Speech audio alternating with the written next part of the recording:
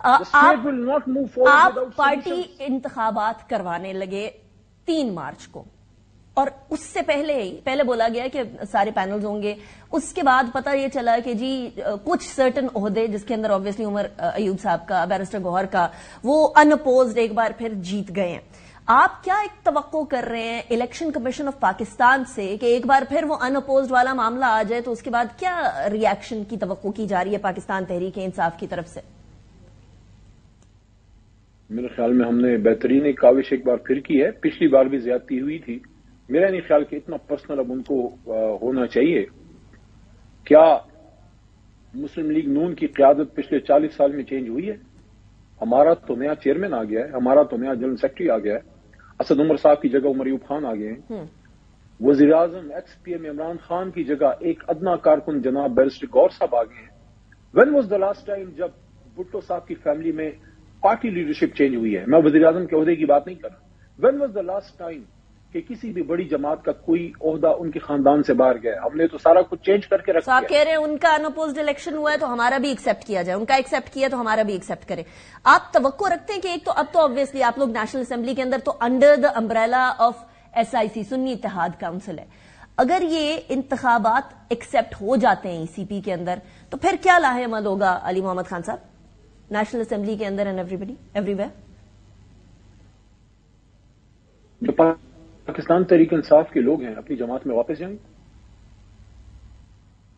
کیا یہ قانونی طور پر پاسبل ہوگا؟ نمبر 1. نمبر 2، اور اس کے بعد جو فہرست ہوگی خواتین کی اور مائنورٹی ریزروڈ سیٹوں کی وہ پاکستان تحریک انصاف اپنی فارورڈ لے کر آئے گی. How would this go about? دیکھیں اس میں 2 صورتحال ہو سکتی ہیں، دونوں ویلڈ ہیں، دونوں پاسبل ہیں.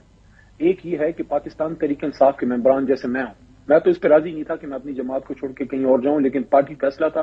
That's why I give my affidavit.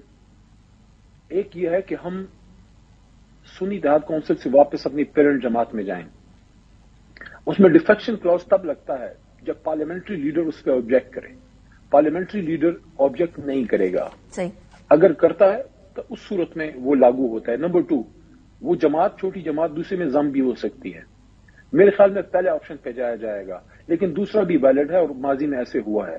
ہماری اپنی جماعت کے ساتھ ایسے ہو چکا ہے. ماضی میں محترم ترقی صاحب کی جماعت ثوابی کی عوامی جمہوری اتحاد ہماری جماعت میں ضم ہوئی اور اس کے سارے لوگ پھر تحریک انصاف کے کہلانے لگے. دونوں آپشن موجود ہیں. جہاں تک آپ کا ایک اور سوال ہے ریزرو سیٹس کا، ریزرو سیٹس کا فی الحال ہم SIC کے پلیٹ فارم سے ہی اس پہ اپنا کیس لڑ رہے ہیں، کیونکہ جو الیکشن ہونا ہے ہمارا پھر انتخابی نشان جو ہے وہ بحال ہونا ہے پارلیمنٹری پارٹی کے طور پہ، کیونکہ پارٹی تو ہماری ویلڈ ہے لیکن پارلیمنٹری پارٹی کے طور پہ کہ آپ کے وہ جماعت جس کو الیکشن کا نشان سمبل الاٹ ہو چکا ہو اس میں شاید تھوڑا سا وقت لگے.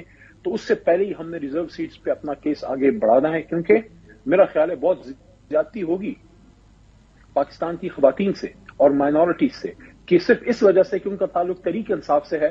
وہ پاکستانی ہیں، ان کا حق ہے، ان کا رائٹ ہے، وہ بالغ شہری ہیں، چاہے خواتین ہوں چاہے مائنورٹیز ہوں، ان کو اسمبلی میں آنے دیا جائے، پنجاب میں بھی، مرکز میں بھی، پختونخوا میں بھی اور سندھ میں بھی.